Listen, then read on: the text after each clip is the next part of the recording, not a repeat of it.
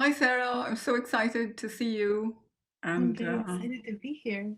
yay. I wanted to start with a little bit of introduction of who you are. And you're an experienced constellations facilitator, an author, a neuroscience educator, a nonviolent communication teacher. And you are pretty international because I've seen you doing constellations all over the world. What got you into this journey of, offering constellations and healing work? There's an interesting kind of continuum in constellations. Constellations are, for those of our listeners who don't know them, they're a way of taking a question that we have inside of us and separating it into different elements and putting it into three-dimensional space and starting to move it around. And we can do it with objects and we can do it with people. It's kind of more fun to do with people because then the people have responses to being put places and they want to move and they say things and they have feelings. And we're like, wow, this is somehow reflective of my life. And it's a little strange that that happens, but we communicate so much more with our bodies than we know. And so it's a wild world to step into, but very healing. I often use the analogy of 7 league boots from the fairy tales, where you would get a pair of 7 league boots and you took one step and it would take you completely, 7 leagues away, however long that is. I don't know how long a league is, uh, but that's what constellations do. They let people take a long step because they can look at their life from outside it and see the different elements. So I love it. And there's a continuum in constellation facilitation that goes from very didactic, very prescriptiony. The facilitator tells everybody where to go and what to do and what to say. And then at the other end of the continuum, it is Victoria Schnabel's chaos work, where we don't know what's happening at all. And a little bit over from Victoria's work is kind of where I situate my work on that continuum of emergent constellations, where we're really interested in what's happening with the people and where do they want to move and what's coming out of them, so that there's a group wisdom that's brought in. But the first constellation facilitators that I experienced were over at this end of the continuum, and they were very prescriptive and not kind. And I thought, there must be a way. There must be a way to bring some warmth to this. I'm going to explore and see if I can do it. And indeed, I believe there is a way to be And you warm. can, and I've seen you doing it with warmth, including very gently telling participants not to physically hit each other when they spontaneously decided to do so in a constellation. I've witnessed your work and I think you're amazing. So, the purpose of a constellation is to enable love to flow. Mm-hmm. Yes, absolutely. To enable love to flow, but to listen very closely to the client. What does the client say that they are reaching for? Sometimes the client needs a little hate to flow first, Right, or a little rage to be expressed. right. And then in Yeah. the final analysis, very often there's this strong sense of love flowing. But sometimes Mm. it takes several constellations to get there because there are other things that I need to flow. remember my first constellation that I ever did, which was with Barbara Morgan and Ty Francis in the UK, whom you know. I remember Barbara saying, hate is just another version of love, which Yes. was, I was like, oh, I never thought of it like that. It's very true. So, what are some principles about family constellations around work and money that might be worth knowing? For example, there was one about gratitude to your parents for life. Just the fact that you're here and that you're alive means something was done to bring you here, even if you don't feel like, they were the greatest parents or whatever. That one is quite significant. When we're working with money in constellations, money is often important enough that it is its own representative. Like, there's so many things that people attach to money that they don't even know that they're attaching to money. So the way my teacher works with it, and something I love to do, is to have just a large sheaf of bills, like £1,000 and cash, so that we can put it in the hands of the client and see, how does the client respond to money. And a Mhm. lot of times you'll hand somebody £1,000 and they'll go, ah! Right. Or they'll take it and they'll try to give it away to everybody else because there's some way that it's too much of a burden. So part of what I love about constellation work and money is we get to look at what do bodies do in response to money, because that's of course incredibly important for us. If we're going to heal our relationship with money, is for our bodies to be calm with it and to accept it and to feel good about its flow and to do whatever the things that our societies demand of us. So how are we with money? Do we accept it? Does it flow? Do we have a sense of it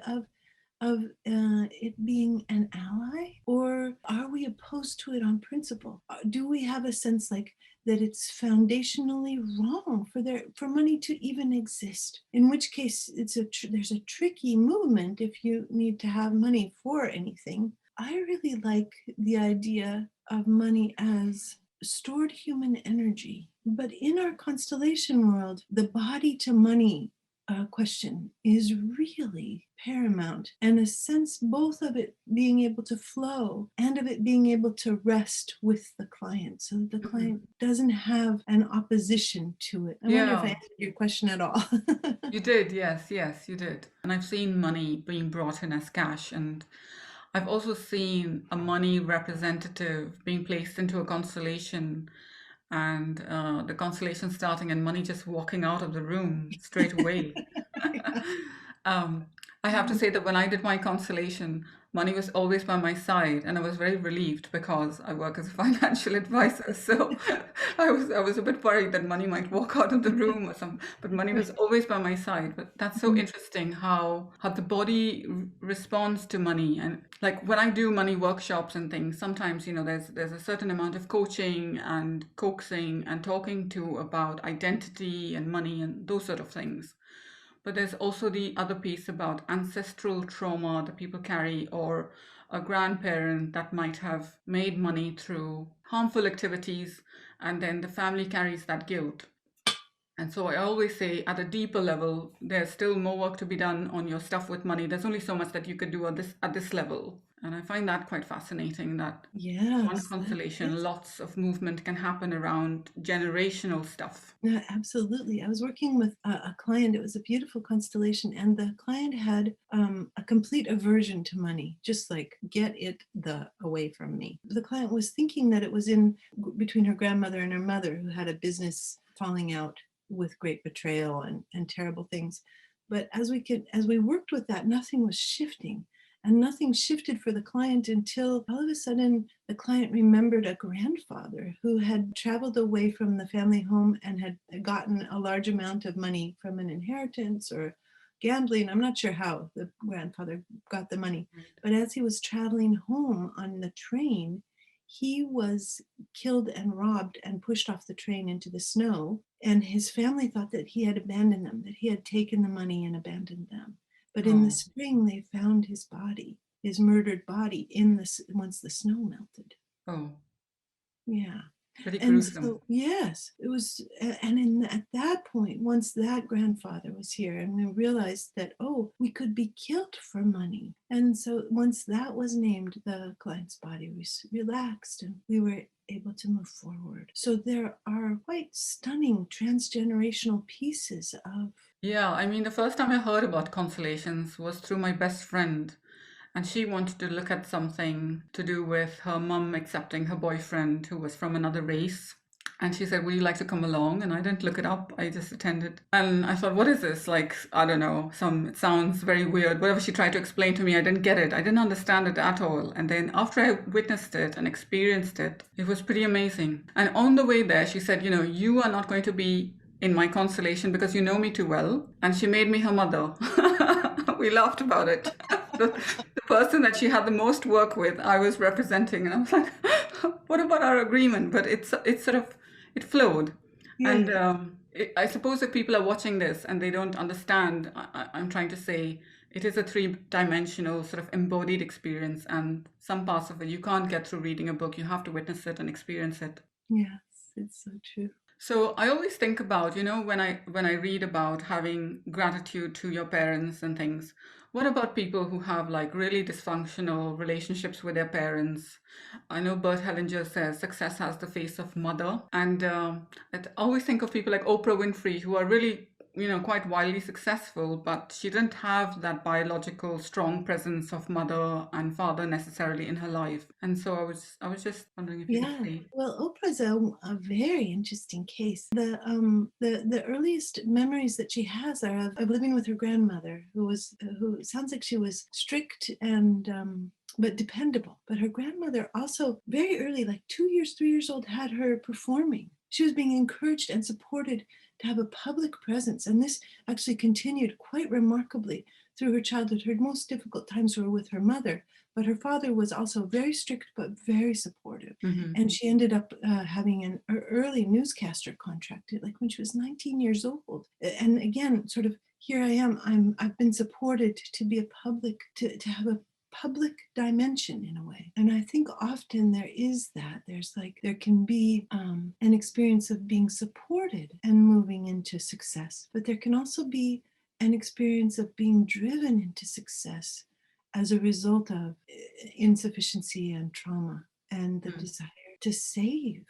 People can become multimillionaires and they can speak about their longing to be able to take care of the people that they love when they were children. We are such emergent beings, and our life energy finds its flow based on our genetic inheritance, on how we're nourished or not nourished, and on how the world opens to us or stays close to us. It can be so extraordinarily dependent on luck.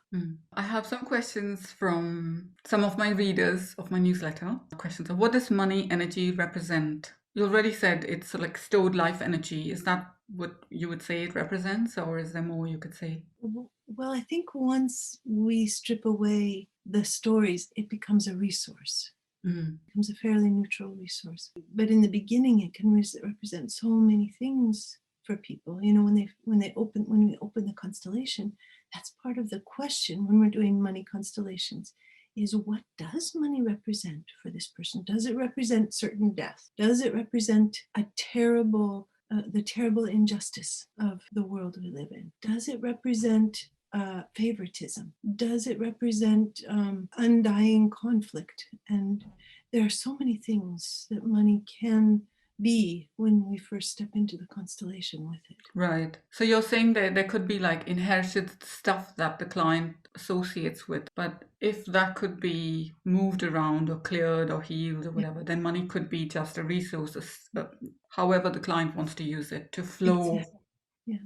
With consideration of whatever it is that money needs to do in the particular society that we live in. Yeah, in service of life. Yes. Yes. Is the money issue actually about money? Never. Right. Never. Wow. Okay. If the money issue were just money, it would just, there would. Right. It's always deeper. It's Yeah. attached to Yeah. to love and the story of love and trauma Yeah, and thank you for naming love. Yeah. yeah. Because it can represent love. And what themes do you see most commonly? Is it around not enough or debt or scarcity, or is there no sort of like overarching common theme? In the United States, when I'm working, the most common themes are a sense of injustice, a sense that we must deny ourselves money in order to be able to somehow separate from an unjust society and an unjust system.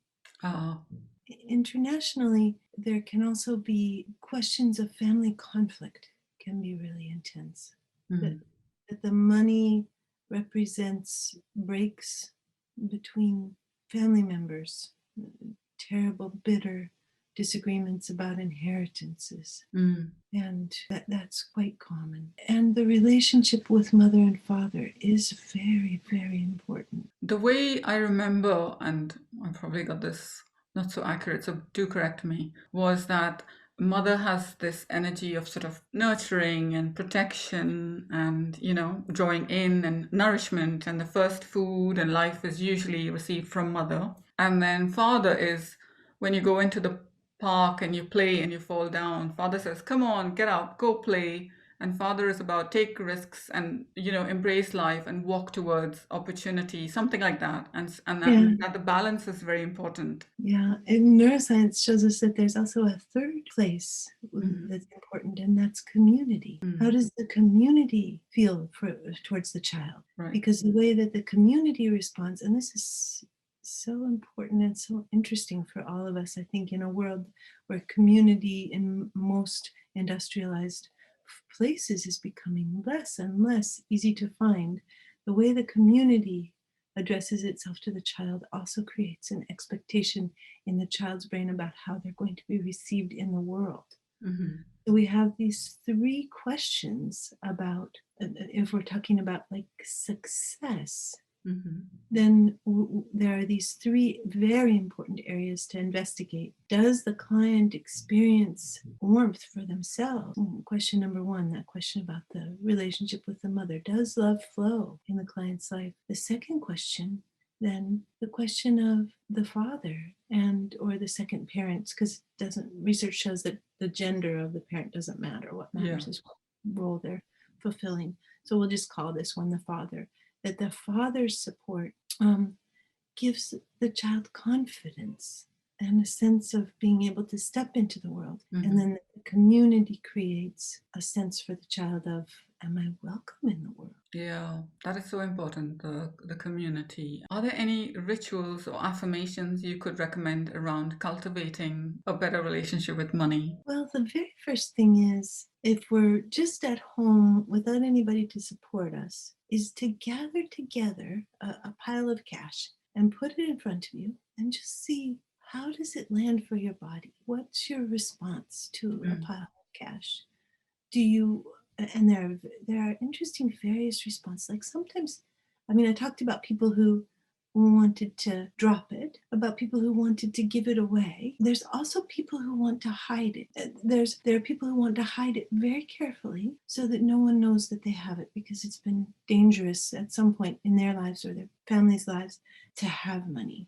Mm. And then there are people who just kind of grab it and stuff it in their pockets and bills spill out. And that's another way to be with money. What is it like if we think about our purse, right? Or our wallet or our drawer where we keep money? Is everything kind of organized and clear and straight?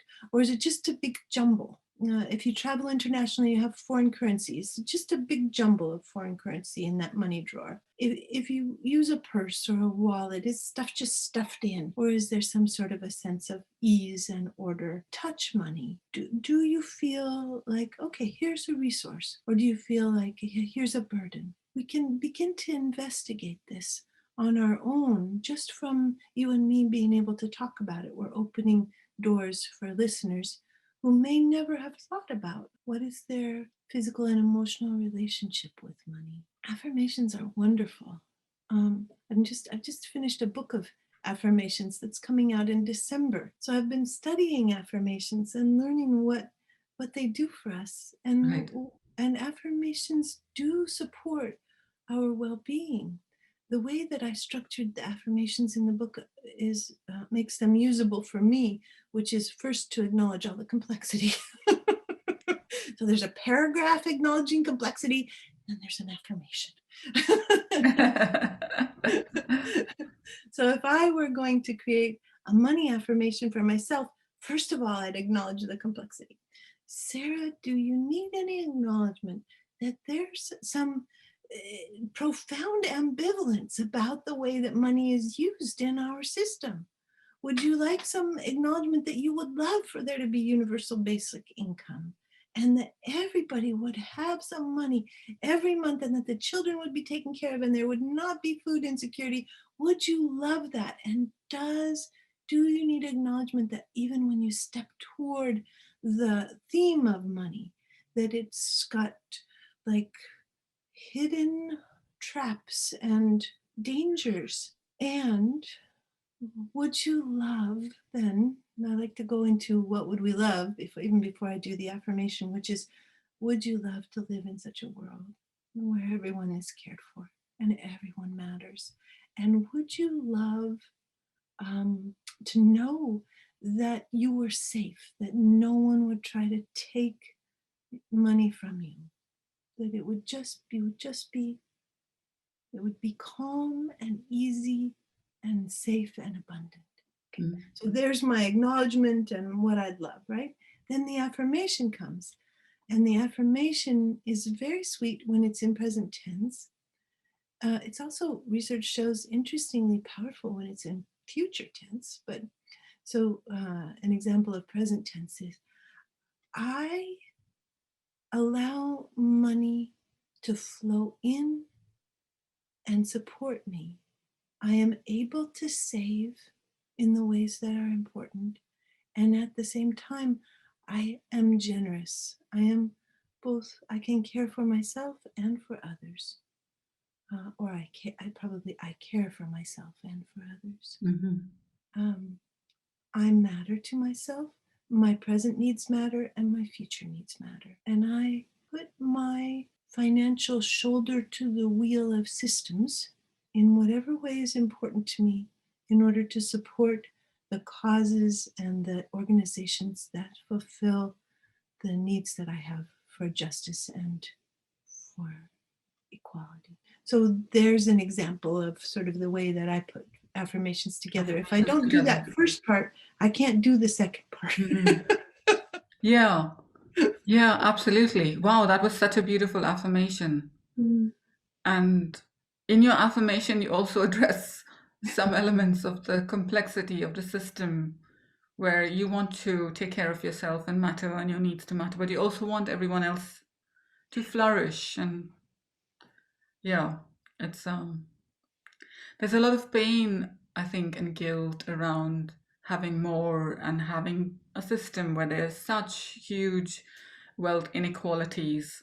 And I notice in my clients that have large inheritances, where there's this feeling of ambivalence or like not wanting to engage with it. And I was wondering if you could maybe also speak to that about inheritances being a blessing or a burden. Yeah, these words blessing and a burden are are so important. And sometimes people can even refuse inheritances or turn them away because of the intensity of the ambivalence and the worry about um, the inherent inequality.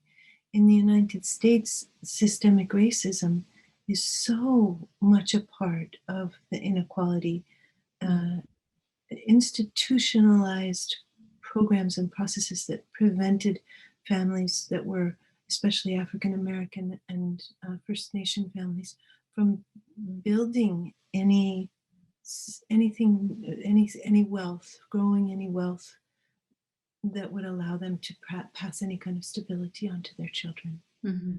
So it's quite a thing to step into as we begin to learn the ins and outs of our institutionalized patterns of who is supported in having wealth and who is not. Mhm. One of the wonderful things that happens when we begin to work with these questions about how does our body respond to money is that we take one step closer to joy with each piece of work that we do, that we begin to appreciate the power to do good that can come with money that comes out of the sky, like an inheritance or a lottery win. We can start to understand that money can be a vote for the things that we are most passionate about. These contributions that we make can be like us working in the world by proxy, that the money that we can send into the world allows us to go into the world and do the things that we don't have enough bodies to be able to go and do. So whatever the things that have meaning for us, we can know that the money that we donate is acting on our behalf. And we were asking about burdens and blessings. How did we do, Cleona? What happens for you? How does this question deepen for you? I suppose my curiosity comes from my clients who have large inheritances and just, they're like, I mean, many of my clients start with not wanting to look at their money, whether they've inherited it or not. Some of my clients who've inherited it certainly feel like they're disengaged and they want something good to be done with it. Like you said, when the inheritance can be used in service of life for good, then it flows in a more beneficial way. And I think there is also that sense of the person wanting that money to do some good. Like, I have not earned this. This has just fallen into my lap. And therefore, I want this to be this. I see this quite strongly. And maybe because I'm a sustainable investing specialist, that there could be some bias in the kind of clients that I see. But I like it because it seems like there is more alignment. Life wants the money to be serving life. Money probably also enjoys it. It does. And then it's no longer a burden. It's more like aligned with the non-personal motivations of the universe, or how life wants to flow. But it's not to do with me, my ego, my individual greed. It's connected Yes. to something bigger. Yes, yes. And I think that the burden of money becomes easier as we do this work, as we Mm. begin to clear out the present day experiences of trauma that are connected with money. It can be as innocuous in some ways as having our lunch money stolen every day by bullies. And then the sense that there's danger in even having lunch money, and that it would be easier not to have it. And then transgenerational experiences. People will also have transgenerational experiences with poverty and genocide, that they don't want to receive something that their ancestors couldn't receive. That they, like they don't want to become high earners because they don't, the grandparents and parents lived in poverty. There's a movement in constellations of allowing ourselves to receive the ancestors' blessing for the good things and the abundance that can come to us. That people often have this sense of a loyalty to a grandmother who never had anything, or a grandfather who had everyone die in the Holocaust, or in another genocide in the 20th century, and a sense that it would dishonor them to move forward. But when we get to do the constellation work and we get to call on the ancestors, as a general rule, once their life experience has been honored, are so delighted by their descendants having well-being and abundance. And so we can receive the blessings of our ancestors that allow us to move in ways that we never expected. We mostly don't expect to be supported by our ancestors. And yet, as we begin to do this work, we find that they become such a resource for us. There's a sense of the flow of love, a sense of being loved in our family systems. And feeling the life force of support behind you, the whole Yeah. lineage, that it's there. Yeah. Have you heard of these things called Findhorn money games? No, I don't know them. I'll send a link to you because I think you would enjoy reading about it. When we do money workshops, we play these money games, and it's about bringing a certain amount of money and marking it. And then there are 3 rounds, and one round is just taking money. That's my favorite round. I just love, there are no rules. You can take as much money as you want and put it on your pile, but other people can also take it. And I once did a money workshop where there was somebody who was temporarily homeless, and this was in the United States. And he stood there frozen and he said, I won't touch it. And now when you say about how does your body react to money, like, it's there and it's a game. And he was like, I'm not going to play because I don't want to touch it. It's not mine. And it's interesting, like you said, some people hide it, some people giggle and laugh.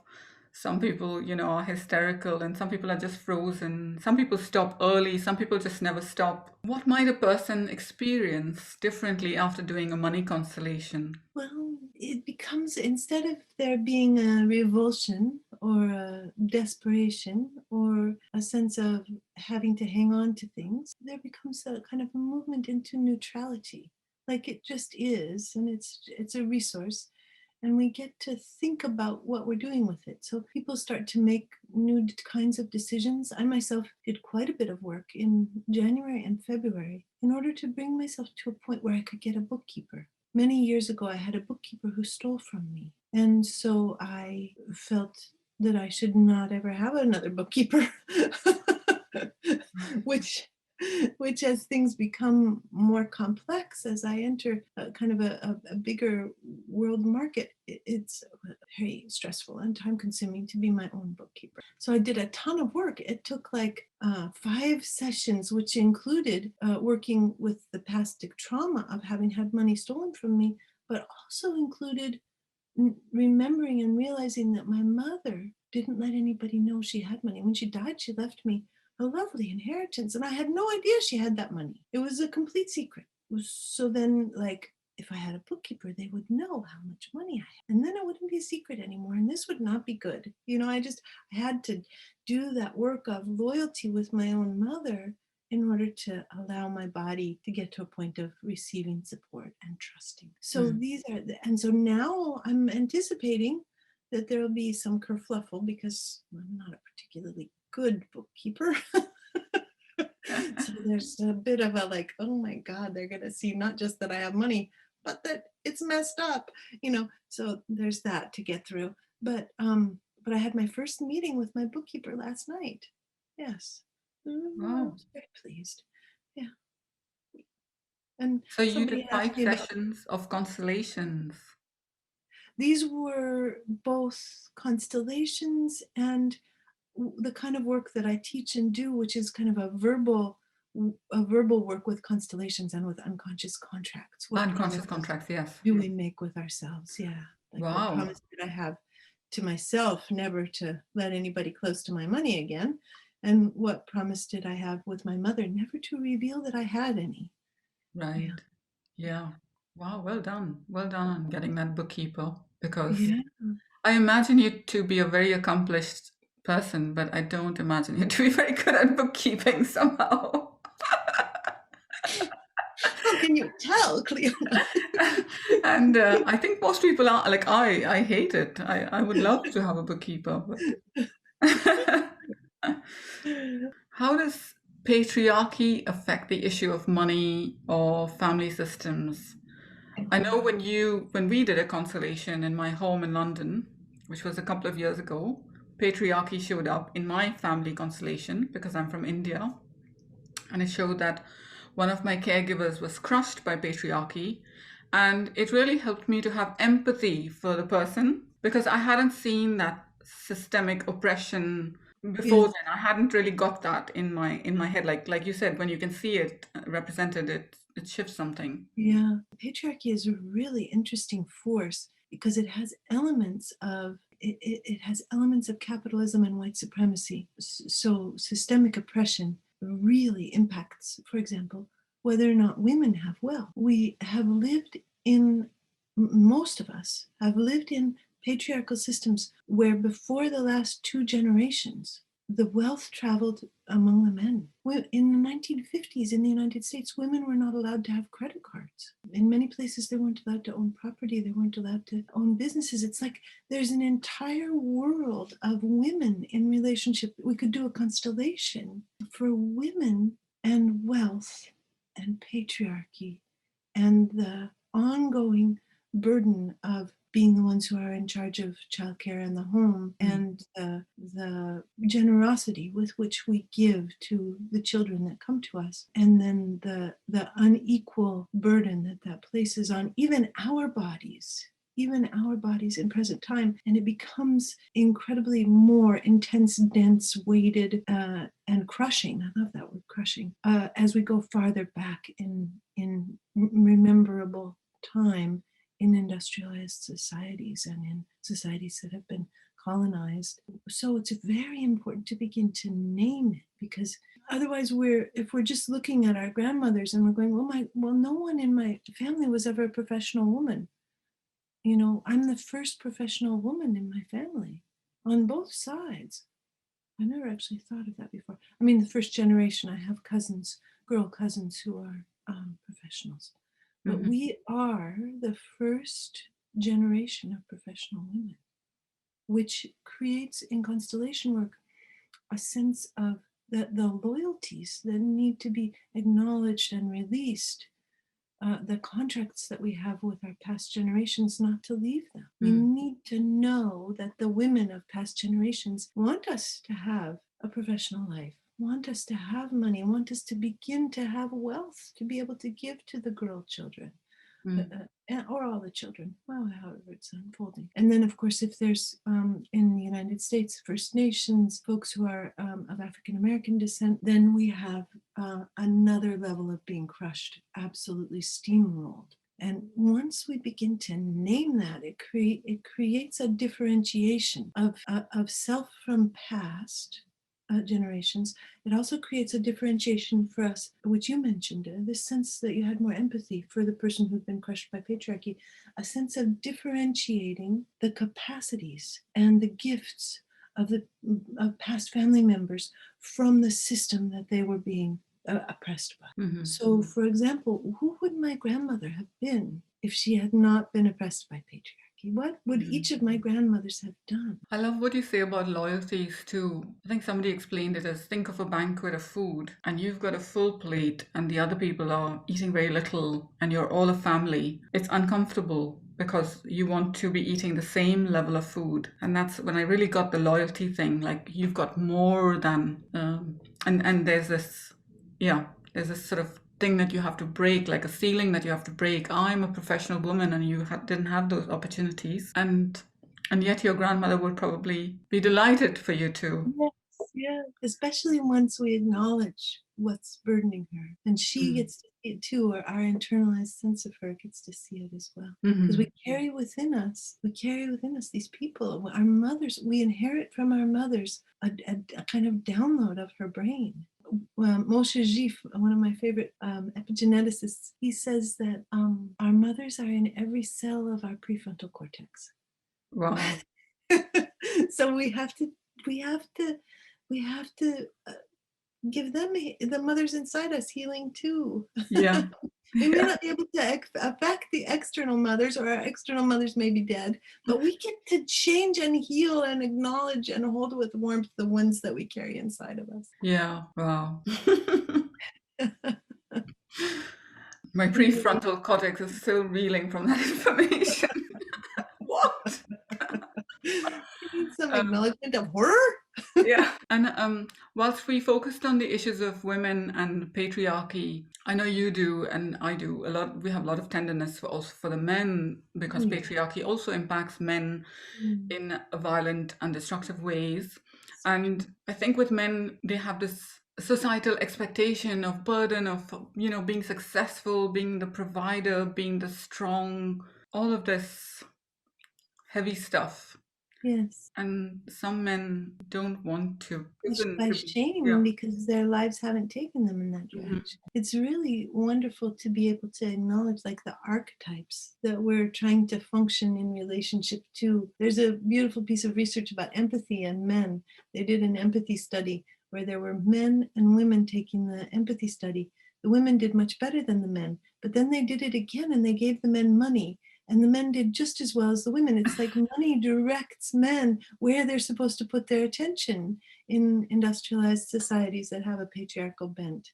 It's like, oh, money, okay, I'm supposed to pay attention here. And I think that speaks to the profound effects of society on gender and on the Yeah, burden that men end up having to carry. definitely. The best empathy in my life that I've ever had, 2 or 3 times when I've had like the most amazing empathy that I never asked for was from men. Oh, And there was no money involved. oh, that's wonderful. But it's interesting to hear, yeah, sometimes even I catch myself saying, women are naturally more empathic, but it's not that we're naturally, we're just trained and Yes, cajoled and, yeah, yeah, to do the care work, emotional labor. emotional labor. How do ancestral traumas being affected in the Great Depression or wars or colonization affect individuals? And could you share some examples of moving towards freedom after doing constellation work with these sort of themes? There are often experiences of people not wanting to have money because their ancestors didn't get to have it, or because everyone was killed in a genocide or in a war. Well, it's the love, I think, that people have. They want to accompany their family members, and of course, it's a pull towards death often if the family members were killed before their natural lifespan was supposed to unroll. Hmm. The way that people move towards freedom in a way is that they stop thinking about money in any particular way and they move on with their life, and the money begins to flow. They take it into account, but it stops being an obsession, and they start having the capacity to make choices that allow them to have savings, or that allow them to pay off credit cards, or allow them to make considerations of the kinds of suggestions and strategies that you, for example, as a financial advisor, would bring to them. There would be a new freedom to be able to listen. And they're able to look. You mentioned that your clients were not even able to look at their money sometimes. And they become able to look and to see what they have and what their choices might be in relationship to the money that they have. Mhm. And how does one know if it's my stuff or ancestral stuff? Are there easy ways to find clues to that? My constellations teacher, my Russian master constellations teacher, has a sense that the internal body experience of us accompanying clients can tell us. She has a sense that there's a difference between this life trauma and past life trauma. My capacity to feel is not as finely honed as hers is. So, what I tend to do, since I don't have the capacity to differentiate on an energetic feeling level, is I tend to start with this life and see if something moves. So, for example, I was telling you about the client who had the experience with the betrayal in the immediate generation before them, but that it turned out to be the generation before that. We started working with this life, we moved to the past generation, nothing shifted, we moved a little farther back, and then there was a shift. So that in that case we discovered through trial and error, really, which was the place that we needed to work. And I think that for many of us there are many levels of work to do, that there is this life trauma to do, there is work to do from past generations, and there is work to do with ancestors. Mhm. It's a bit like start anywhere and then go on from there Mhm. and see what kinds of freedom you begin to step into. I like that. Start Sometimes people do anywhere. sometimes people do work and it enables them to say no to inheritances. Mm. You know, I mean, we don't know what the work will lead to. We don't know what will happen if we step into the emergent space. We may become able to save, we may become more successful, but we may also go, oh, money does not matter to me. I see a path forward that doesn't take, that I'm going to become an organic farmer. You know, it's just like, we Mm. don't know what people will do. Yeah.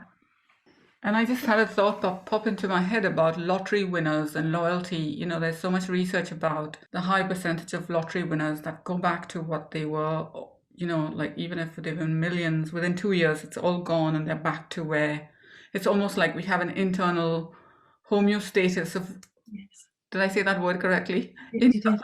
Internal balance of how much is enough and how much is my capacity to receive. And if I Yeah. go beyond that, then somehow I get rid of it because Yeah, yeah. I was doing a piece of work with my mentor, and she said, "You're stopped here at this level of money because you're because of an uncle who had a difficult time with his company." And I was like, "Oh my God, I do have an uncle who was a whistleblower and who completely lost his profession, and then." You know, they lived very frugally off his wife's pension, and I was so relieved that they had it. But it was like, oh my God, that's a part of my life. Need to do a little work here. how did she know? Did she intuited it? She felt it through the She's morphic. magical. Wow. Yeah, yeah. It's Elena Veselago. I often Yes, yes. do support her doing work for people all The over. work and her translations in Russian. Yeah. Yeah, Wow. yeah. Geez, I better keep a tab on what my uncles are up to. That's right. That's right. Could you share an example of a constellation with business that could help viewers understand, business and constellation principles? For example, not having a good relationship with clients or something like that. I work a lot with supervision of people who are working with clients. And the way we do that work is we set up a representative for the client and a representative for the person who's doing the work. And then we see what's like, how do they respond to each other? What happens? Do the clients turn away? Do they stay far away? Does the facilitator even know the clients are in the room? as we work, we notice that the relationship between the client and the facilitator, once we name and acknowledge and clear away any contracts that the facilitator has that prevent them from being in relationship with the clients, ways in which the client reminds them of their parents, or ways in which they themselves are embodying their parents, for example, or grandparents. As Mhm. we clear that away, then there's more and more relational connection between the facilitator and there's a lot of work in organizational constellations and business constellations that with my deep interest in personal trauma and personal healing, have not entered into. There are principles of organizational constellations that I cannot even speak to, besides the fact that in a family system, everybody belongs, but in a business system, you have people being hired and fired, and so there's a bit of a revolving door experience with the people coming and going that makes it a little different in terms of what's the meaning of inclusion Mhm. and wholeness when we're working with a business constellation. But the principles can be very close. So there can be traumas that happen to organizations and traumas that happen to businesses that prevent an easy flow of. Mhm. Yeah. Um, I wanted to ask you about unconscious contracts and poverty, vows Uh-huh. of poverty, or like just vows that don't serve. Yeah, yeah.